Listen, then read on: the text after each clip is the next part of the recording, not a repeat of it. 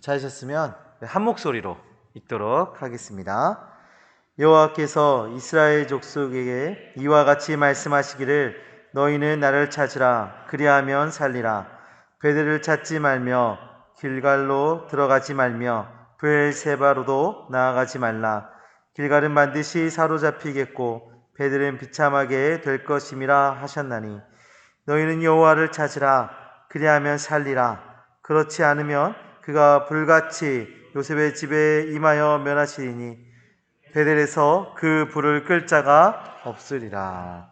아멘. 네, 오늘 오전에 이 지역에 정전이 있어서요. 그 오전에 예배가 실시간으로 나오지 못한 점 우리 성도님들 양해 부탁드립니다. 정전이 됐다라는 건 마이크도 안 나왔다는 거거든요. 네. 그래서 고함을 치면서 제가 이렇게 설교를 전에 했었는데요.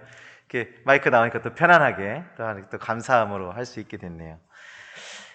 제가 신학교 이제 시절에 주말마다 전주를 오가면서 이렇게 학교를 다녔던 적이 있었습니다. 한 2년 동안 그렇게 했는데요.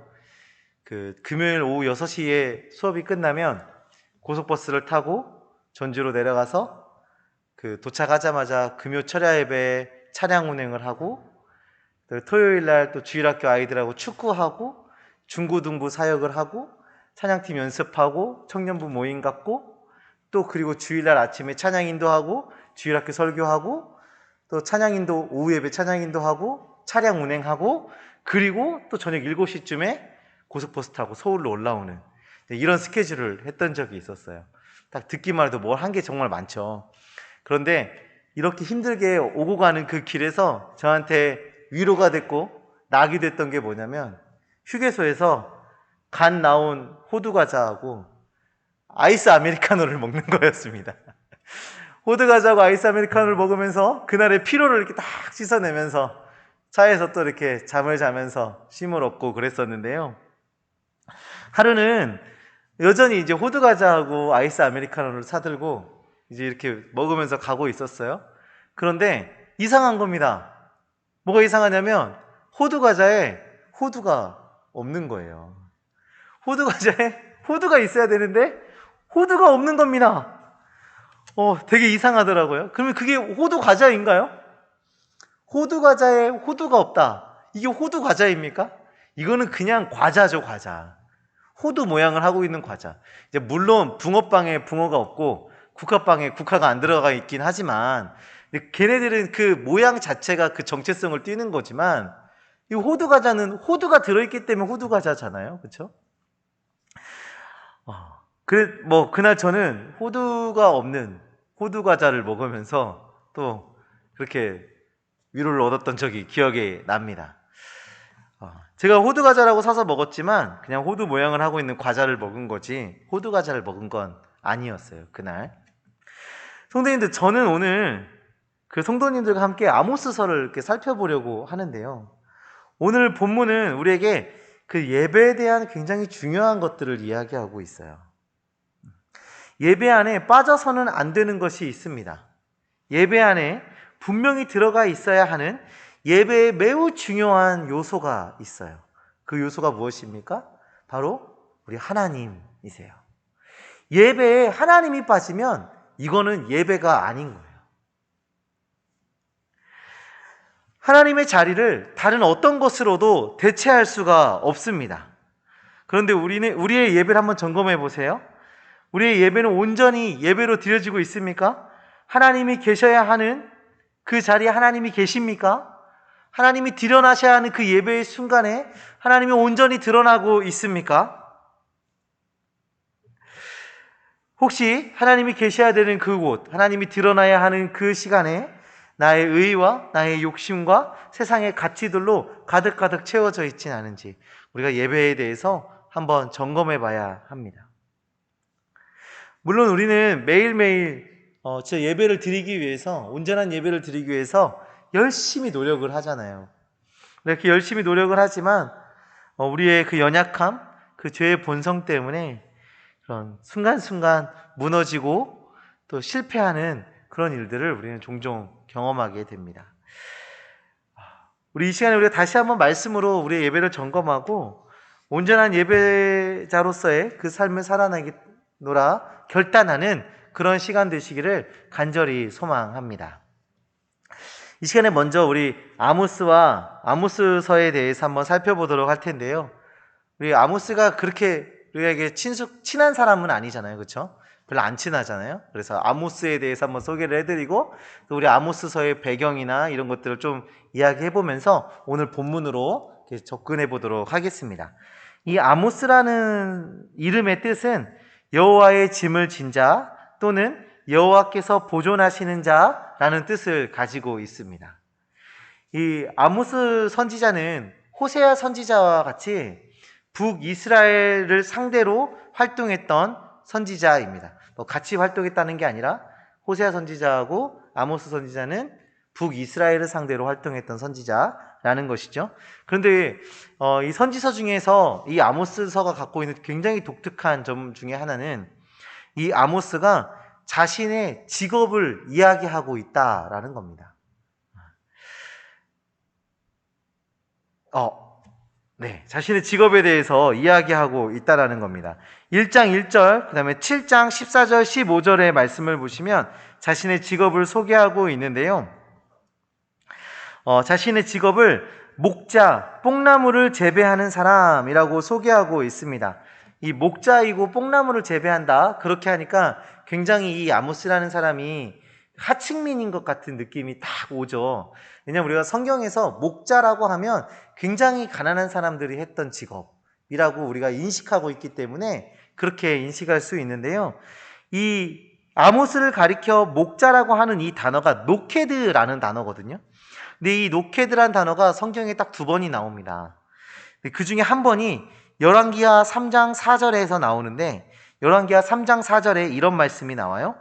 모압 왕 메사는 양을 치는 자라, 그러니까 이 양을 치는 자라, 여기 목자라, 새끼 양 10만 마리의 털과 순양 10만 마리의 털을 이스라엘 왕에게 바치더니, 지금 몇만 마리요?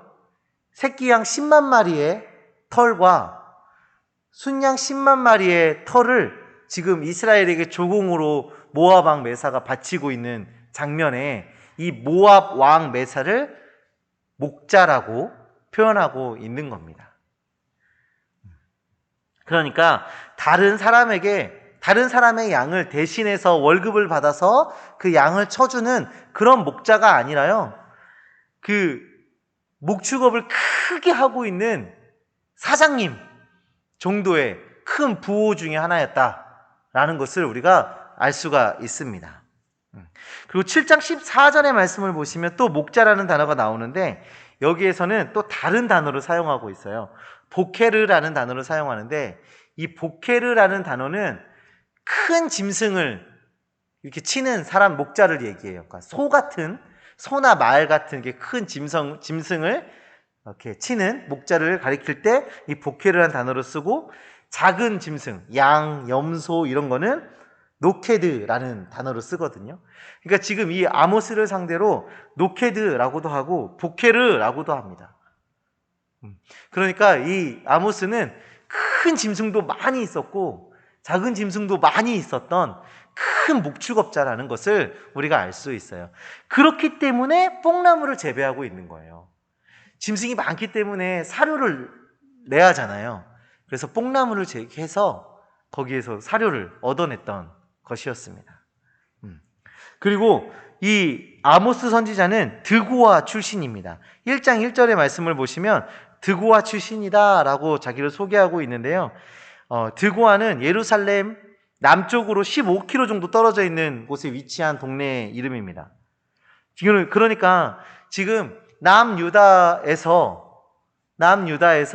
크게 목축업을 하고 있던 이 아모스라는 사람이 북이스라엘에 와서 하나님의 말씀을 전하고 있다라는 것을 우리가 지금 볼 수가 있는 거죠. 자, 그러면 이 당시에 북이스라엘의 상황은 어땠을까요? 북이스라엘의 왕은 여로보암 2세였고요. 남유다의 왕은 우시야였습니다. 이 북이스라엘이든 남유다든 이때가 가장 큰 번영기를 누리고 있던 그런 시기였습니다. 여로보암 2세 때 북이스라엘은 정치적으로도 굉장히 안정적이었고 경제적으로도 굉장히 부유했고 군사적으로도 굉장히 강성했던 그런 때였어요.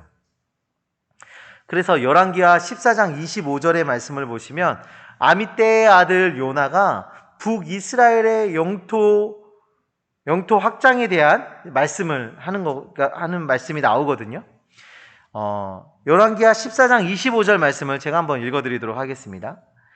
이스라엘의 하나님 여호와께서 그의 종 가드에벨 아미떼의 아들 선지자 요나를 통하여 하신 말씀과 같이 여로보암이 이스라엘 영토를 회복하되 하맛 어귀에서부터 아라바 바다까지 하였으니, 지금 이 하맛까지 회복했다라는 것은 좀 굉장히 큰 의미를 가지고 있어요.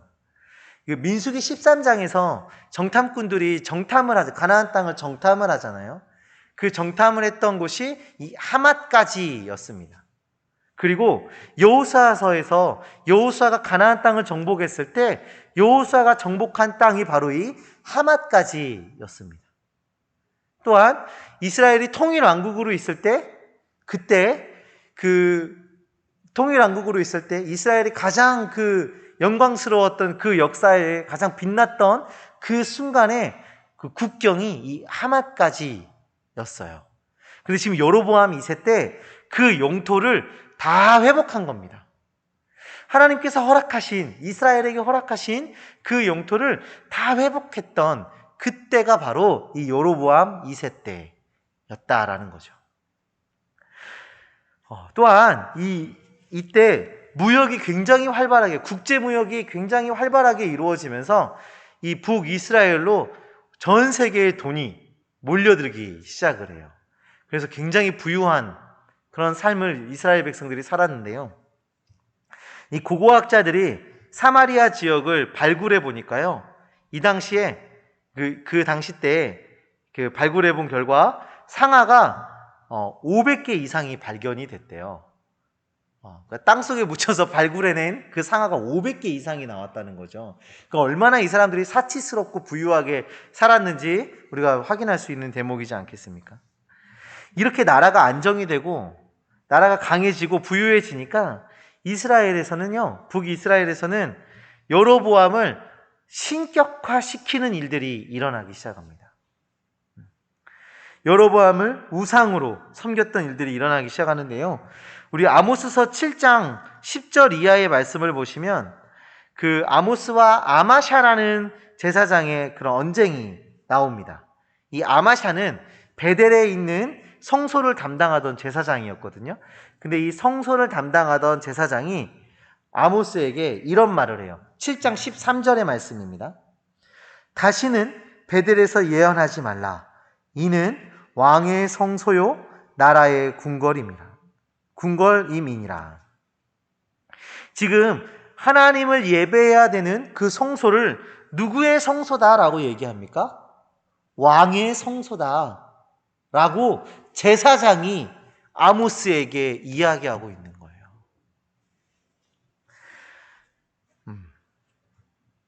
그러니까 이 나라는 왕의 것이고 이 여로보암의 것이고 여로보암이 신이기 때문에 하나님이 말씀해서 이 나라가 망할 거고 어쩌고 막 이런 예언하지 마 라고 지금 말하고 있는 거죠.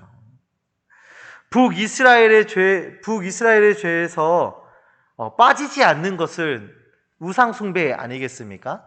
선지서를 쭉 보게 되면 계속적으로 선지자들이 지적하고 있는 죄가 이 우상숭배잖아요.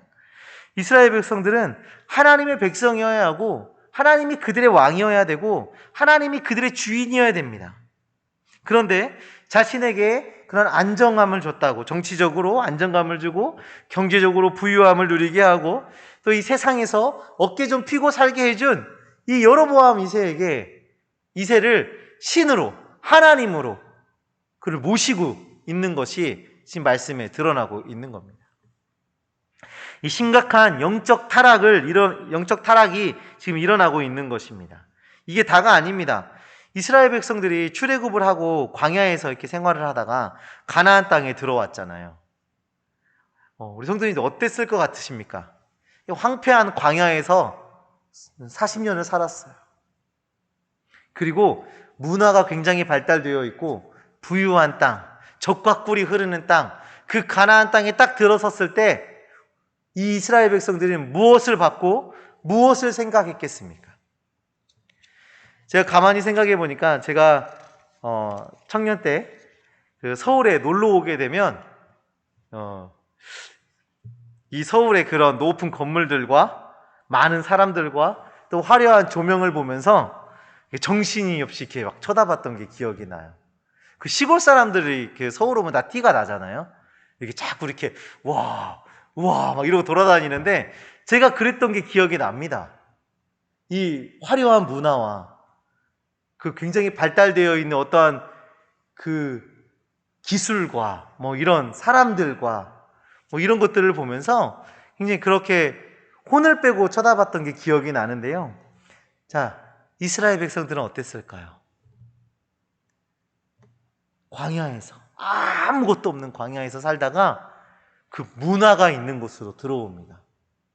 부유한 땅에 들어옵니다. 젖과 꿀이 흐르는 땅에 들어옵니다. 이스라엘 백성들은 도대체 이 사람들은 어떤 신을 섬기길래 이렇게 잘 먹고 잘 사는 거지? 어떻게 해야 이 사람들처럼 발달된 문화와 이런 것들을 누리며 살아가게 되는 거지?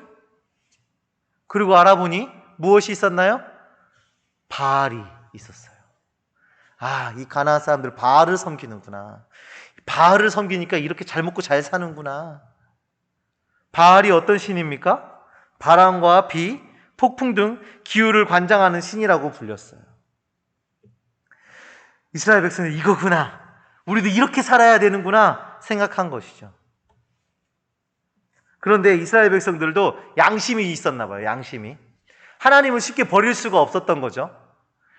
하나님의 도우심이 없이는, 하나님의 보호하심이 없이는 단 하루도 살 수 없는 그곳에서 살다가 왔잖아요. 하나님이 먹을 것을 주시지 않으면 굶어 죽을 수밖에 없는 그곳에서 살다 왔잖아요.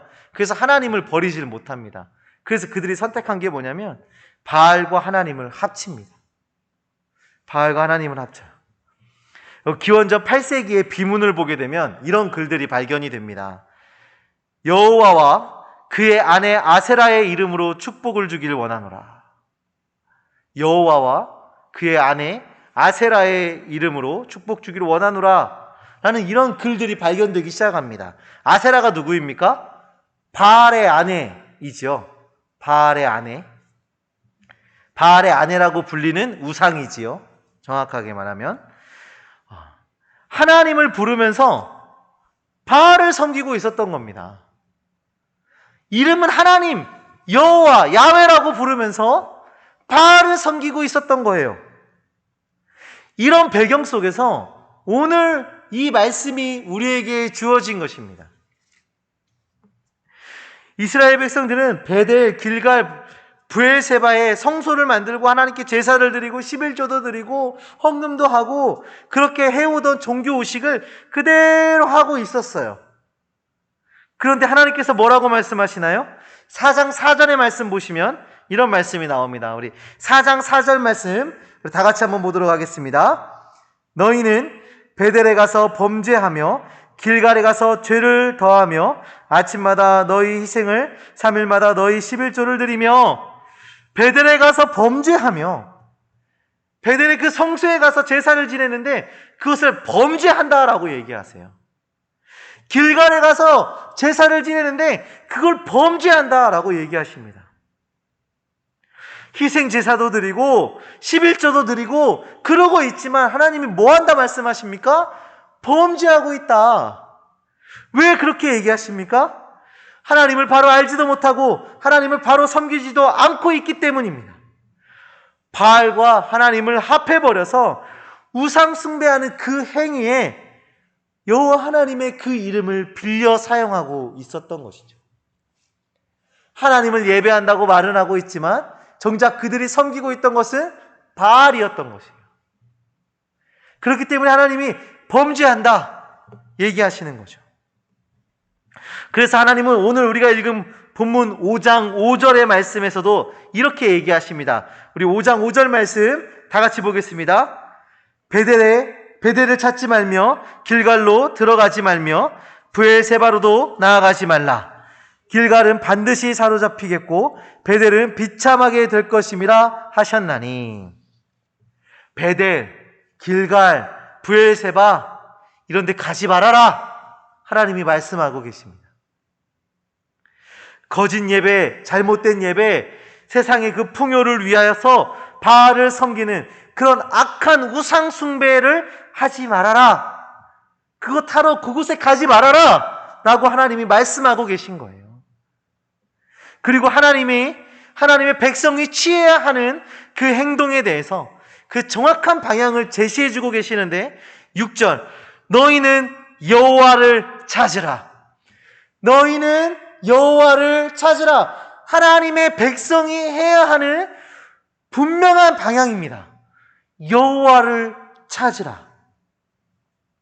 바알, 아세라 이런 우상을 따르는 것이 아니라 하나님을 찾는 것이고 하나님을 따라가야 하는 것입니다. 하나님의 백성은 하나님을 찾는 자여야 한다. 분명하게 말씀해 주고 계신 것이죠. 성도님들, 우리에게 바알은 무엇입니까? 우리에게 바알은 무엇입니까? 돈, 권력, 성공, 안정, 뭐 이런 것 아니겠습니까? 당시 북이스라엘 사람들이 소중하게 생각했던 것, 하나님보다 소중하게 생각해서 하나님의 이름을 빌렸던, 그리고 섬겼던 그것들, 지금 우리에게도 있는 것 아니겠습니까? 돈, 권력, 성공, 심리적인 어떤 안정, 평안한 삶, 이런 것들이 우리에게 바알입니다. 이런 것들이 우리에게 우상이 되는 거예요. 하나님의 영광이 사라지고 나의 욕심만 가득한 예배, 하나님을 섬기는 모습은 사라지고 자기 자신을 위해서 드려지는 예배, 이런 것들은 잘못된 것입니다. 지금 아모스를 통해서 하나님이 이것은 잘못되었다라고 우리에게 말씀해 주고 계신 거예요. 하나님의 영광이 사라진 예배, 섬김이 사라진 예배, 하나님을 즐거워하는 것이 사라진 그 예배, 잘못되었다. 예배는 어떤 행위가 정당성을 갖게 하는 것이 아닙니다. 예배는 예배 안에 담겨있는 그 중심이 예배가 예배되게 하는 것이거든요. 성도님들, 우리 예배 어떻게 드리고 있습니까? 우리는 예배를 어떻게 드리고 있습니까? 우리의 예배를 통해서 하나님의 영광이 드러나고 있습니까? 우리의 예배를 통해서 하나님을 즐거워하는 그 성도의 모습이 드러나고 있습니까?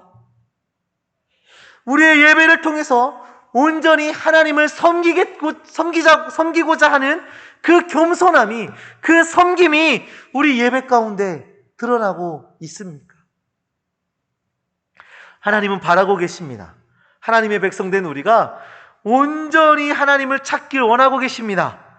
돈, 권력, 성공, 세상적인 안정, 평안, 이 세상의 가치, 이런 것을 위한 예배가 아니라, 그런 것을 위한 예배가 아니라 하나님을 찾는 예배를 드려라, 우리에게 촉구하고 계십니다. 우리의 예배가 제가 서두에서 말씀드렸던 그 호두가 빠진 호두과자처럼 돼서는 안 됩니다. 예배라고 말하지만 그 중심에 하나님이 없는 그런 예배가 돼서는 안 됩니다. 하나님의 자리에 나의 욕심과 세상의 가치로 채워서는 안 되는 것입니다. 그것은 죄다라고 이 아모스서에서 분명히 말해주고 있습니다. 6절의 말씀을 보시면 여호와를 찾지 않으면 하나님께서 불같이 임하실 것임을 이야기해주고 있어요. 불같이 임하여 멸하신다 하십니다. 그리고 하나님의 진노를 막을 자는 아무도 없다라고 이야기하고 계십니다. 사랑하는 성도님들, 혹시라도 우리 안에 그런 연약한, 그런 죄악된 모습이 북이스라엘처럼 예배를 드리고 있는 우리의 모습이 발견되어진다면 우리는 더 이상 지체할 이유가 없습니다. 바로 회개하고 돌아서야 하는 것입니다.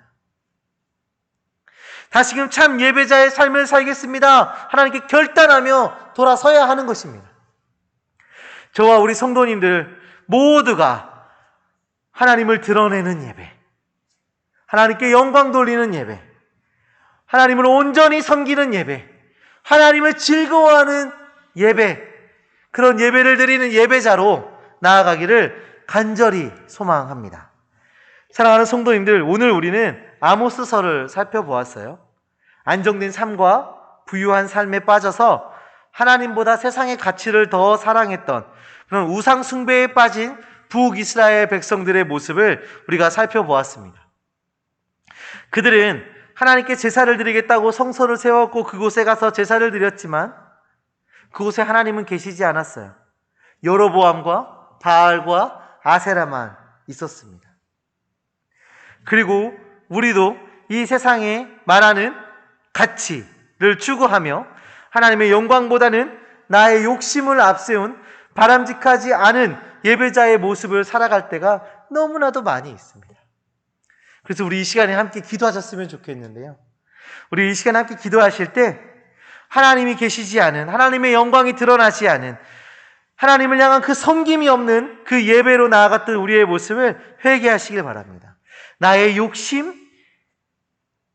나에게 말하고 있는 그 세상의 그 가치, 그것을 추구하고 그것을 위한 예배를 드렸던 우리의 모습을 이 시간에 회개하시길 바랍니다. 그리고 내가 하나님을 온전히 섬기는 예배자로 나아가겠습니다. 내가 하나님께 영광 돌리는 예배자로 나아가겠습니다. 내가 하나님을 기뻐하며 하나님께 예배하며 나아가겠습니다. 다시 한번 결단하시면서 기도하는 시간 갖도록 하겠습니다.